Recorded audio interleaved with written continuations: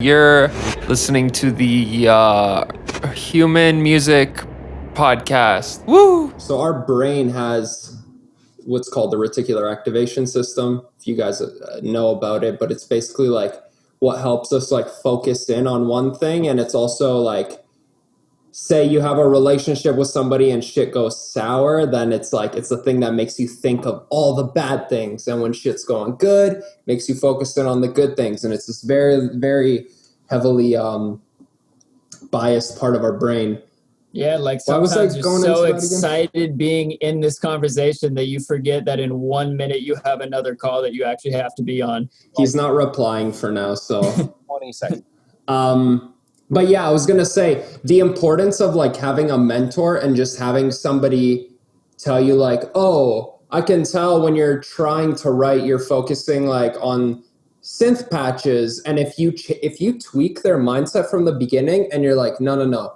Focus on like get these parts down first, then expand, or like get your super loop down basically, right? Expand, create a basic arrangement, then focus on like the more macro scale of like evolving this into a song.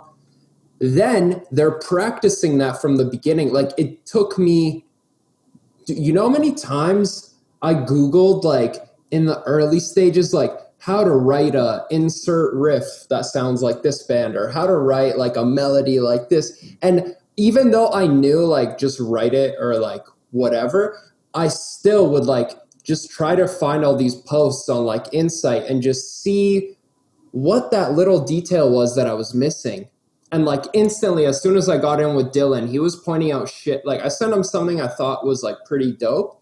And the stuff he pointed out, I was like, it's like, damn, like he was like, add an auto pan, like high end, like sprinkler. And I was like, shit, like I wasn't even thinking about stereo width at that point, but here I was like thinking I was, the shit. And yeah, man, just those tweaks, like having a trained ear telling you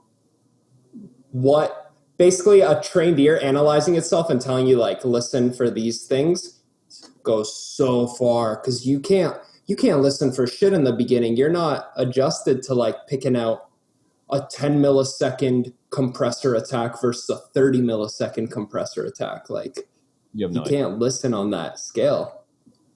Yeah. And I think you bring something else up really good. Like you got to train your ear to get to those details.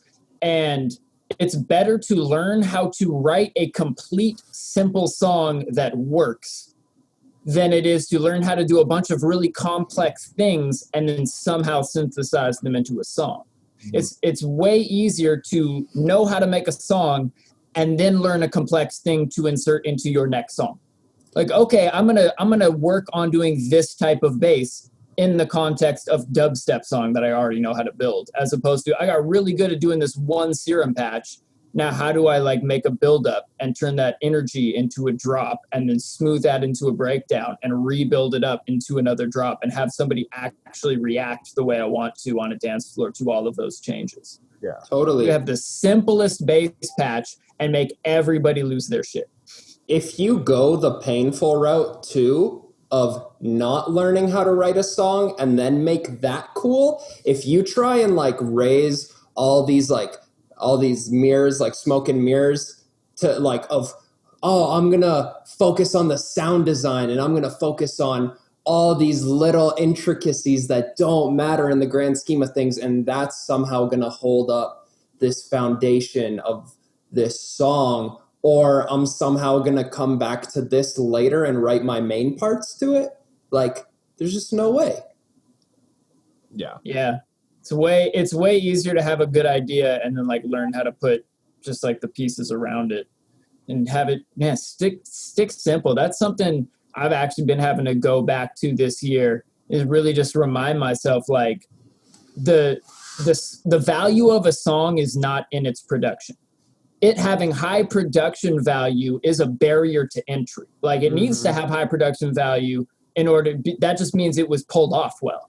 But nobody sits there, but other producer nerds like us sits there and listens to all of the details of the song. People listen to the song and it's either a narrative, a story that brings them on an emotional and physical journey where they feel things and they move away, or it didn't work.